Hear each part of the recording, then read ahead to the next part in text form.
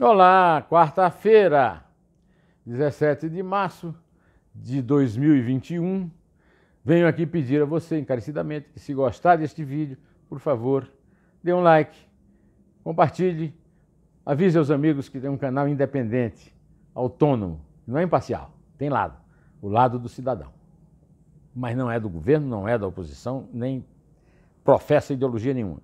Estamos agora registrando um acontecimento histórico inédito. Nunca aconteceu antes na história deste país, como diria o Lula, que teve a ficha recentemente higienizada pelo Supremo Tribunal Federal.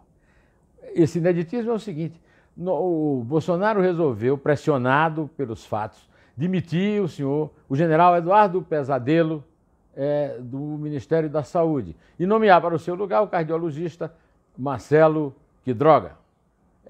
E o que é que aconteceu? Marcelo Quidroga e o Eduardo Pesadelo estão de mãos dadas, passeando pelo Brasil, e, enquanto isso, 3.000 pessoas vão morrendo por dia e a Covid-19 vai avançando.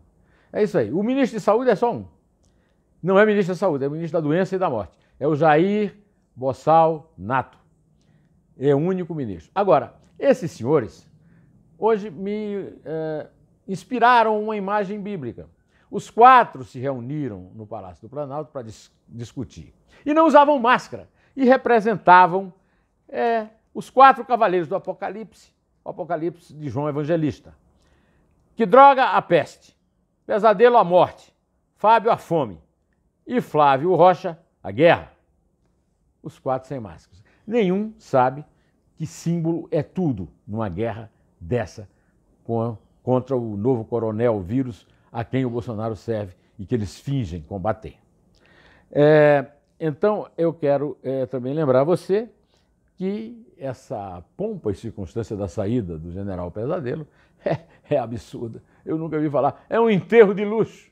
É o famoso enterro de luxo. O cara disse que não queria sair, que não estava doente, o Bolsonaro demitiu, mas ele não sai do ministério, nomeou outro que está aí bestando pelo país, né? Deslizando, desfilando, e também não assume o ministério, não é o ministro de fato. Neste dia também, não aconteceu apenas mais um recorde de mortes por Covid, e o fato desesperador de que centenas de pessoas estão morrendo na fila porque não tem UTI. Não tem UTI não é porque não tem o equipamento, não. É porque não tem mais médico no Brasil para atender o aumento da demanda, as pessoas que estão correndo para os respiradores. Nesse dia também o Flávio Bolsonaro levou uma surra lá no Superior Tribunal de Justiça.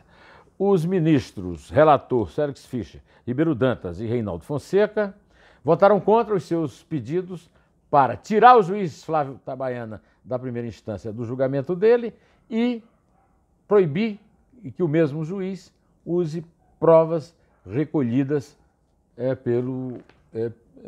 apontadas pelo Conselho de Atividade Financeira, o famoso COAF, que era do Ministério da Fazenda, passou para o Ministério da Justiça e agora está no Banco Central. Agora, de repente, a primeira farsa, quando o Fabrício Queiroz, era o faz-tudo do Flávio Bolsonaro, na Assembleia Legislativa do Estado do Rio, apareceu num escritório falso de advocacia de Frederico Wassef, a família miliciana apresentou o fato de que ele tinha sido afastado da defesa. Agora apareceu lampeiro, mais ou menos há um mês, todo feliz, quando esses ministros que votaram a favor, contra o Flávio Bolsonaro agora votavam a favor, e deu 4-1, somando seus votos de João Otávio de Noronha e de Ney o quê? Pacionic, que mantiveram o voto puxa-saco no primogênito do presidente, né? Agora, como é que explica isso, hein? Dá para explicar? O cara sumiu, ninguém dá satisfação a ninguém, né? Agora, eu não entendi por que é que os dois mudaram, eu comemorei, né? Mas não entendi por que é que os dois mudaram de opinião. Eu não sei se não teria sido o anúncio, eu falei aqui que o anúncio da tal mansão cafona de 6 milhões de reais era uma cinte, um cuspe na nossa cara, um chute na nossa canela, eu comentei. Além disso, a Folha publicou uma bomba, né? Que o peculato, a extorsão de funcionários fantasmas que ganham alto salário sem trabalhar, atingiu os 3 gabinetes da família, que não era de políticos, né? A Câmara Federal do seu Jair, na Assembleia Legislativa do seu Flávio e na Câmara Municipal do Rio do seu Carlos, né? Pois é, isso aí, olha, muda muita decisão de juiz, sei lá. O que é certo é que o Flávio Bolsonaro tinha marcado uma entrevista coletiva para depois do julgamento e não fez a entrevista. Fugiu! Flavinho sumiu, né? Tomou Doril. Pois bem, mas o Flavinho não é o único filho do Bolsonaro encrencado. Tem o quarto, né? O quarto filho homem, o Jair Renan, né? O Renanzinho, é um picaretinha de quinta. Ele está sendo investigado preliminarmente pelo Ministério Público Federal por ter recebido, segundo denúncia, um carro de 90 mil reais, um carro elétrico de 90 mil reais de representantes da Gramazine, Granitos e Mármores Tomazini, para prestar serviço, inclusive, de reunião com o ministro do Desenvolvimento Regional. Que vergonha, hein? Que vexame, hein, Rogério Marinho? Que isso? Participando de reunião com picaretinha da família Bolsonaro. Os hábitos da família Bolsonaro passam de pai para filho e se preservam entre irmãos. Já passou a hora de tirar suas mãos peludas das proximidades dos cofres da viúva, né? Mas, olha, o líder do governo no Senado, na Câmara, o deputado Ricardo Barros, lá do Paraná, ele disse hoje, teve o desplante de dizer numa entrevista, estava tomando café com a Isabel e vi na Globo News que a situação do Brasil é confortável na questão da Covid.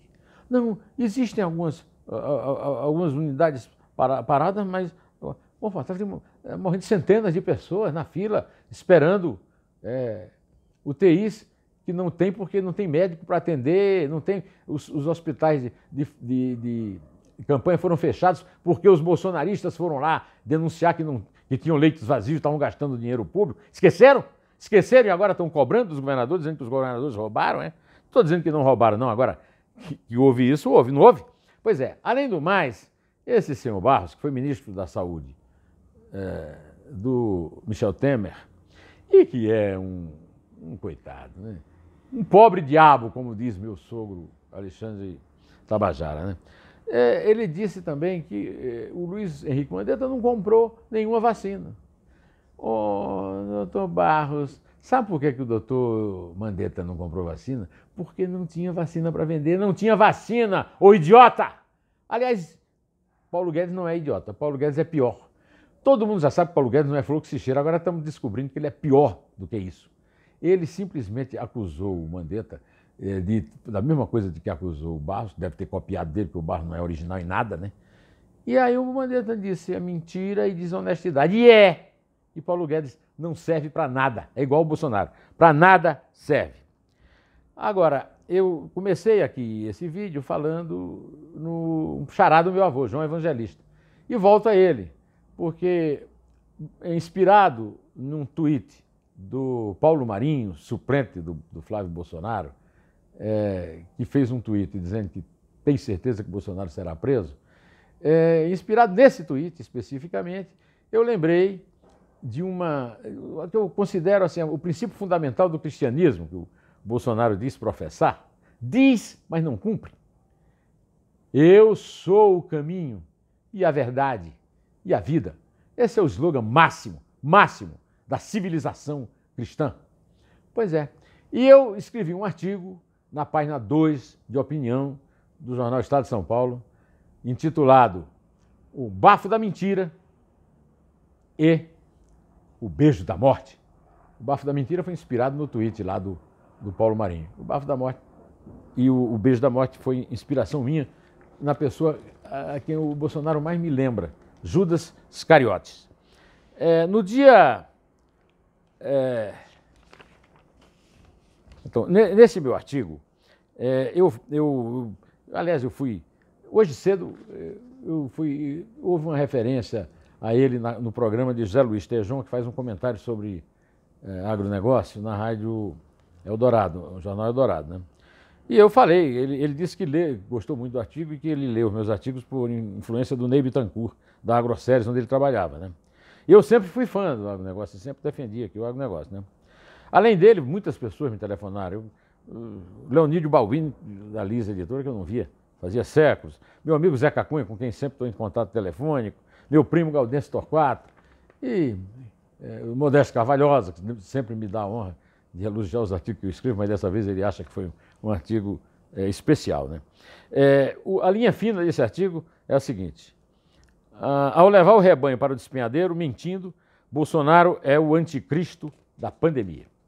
Normalmente, eu costumo ler para você os dois últimos parágrafos do artigo. Dessa vez eu tirei um artigo do meio, porque eu acho que é a resposta direta à citação do João, xará do meu avô.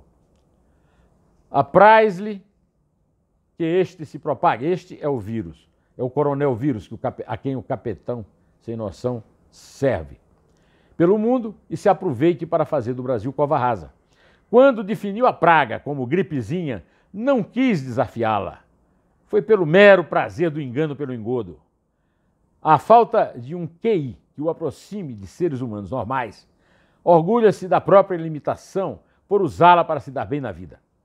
A oportunidade de voltar a mentir um ano depois, valendo-se dos rebentos irracionais que gerou e criou, é a oportunosa ensancha de parecer superior aos outros, pelo menos no cinismo sem limite. Num tribunal eclesiástico medieval, seria condenado à fogueira por blasfêmia, após pecar demais sem motivo justo algum. É o pleno anticristo, o desvio, a mentira e a morte. Bom, e é por isso que está com 54% de rejeição, ruim ou péssimo, e 22% de aprovação, bom ou ótimo, na Datafolha de hoje. Antes de encerrar, eu quero comunicar a você que eu recebi hoje um WhatsApp do meu amigo Ney Figueiredo, jornalista, colega, chamado A Segunda Facada. O Ney me lembrou, nesse WhatsApp, que no dia 2 de março de 2020, Gustavo Bebiano, foi ministro, chefe da Secretaria-Geral da Presidência da República e ex-presidente do PSL, deu um roda viva quando ele foi demitido e contou um detalhe que ninguém nunca prestou muita atenção. É que o próprio Carlos Bolsonaro, o 003, é que dispensou a segurança da Polícia Federal em Juiz de Fora, quando o Bolsonaro foi agredido e esfaqueado, um dos principais motivos de sua vitória na campanha, uma vez que ele não teve que ir a debate nenhum e não teve que expor essas ideias absurdas que ele está tentando concretizar no governo. Aí o Ney lembrou e me aconselhou que eu revisse essa entrevista, eu não tive tempo de fazê-lo, mas falei logo que puder, para lembrar que a higienização a ficha suja de Lula, que está despertando o instinto de sobrevivência do mortal Bolsonaro, é a segunda facada? Ele pergunta, será a segunda facada? Com essa pergunta, eu vou deixando você aqui, agradecendo muito aqui a sua presença e convidando para no fim de semana uma entrevista que está marcada com o professor Delfim Neto e no domingo um 2 dedos de prosa com o autor do Dicionário do Nordeste, meu querido amigo pernambucano Fred Navarro. É isso aí, direto ao assunto, em pé, e só a verdade salvará nossas vidas.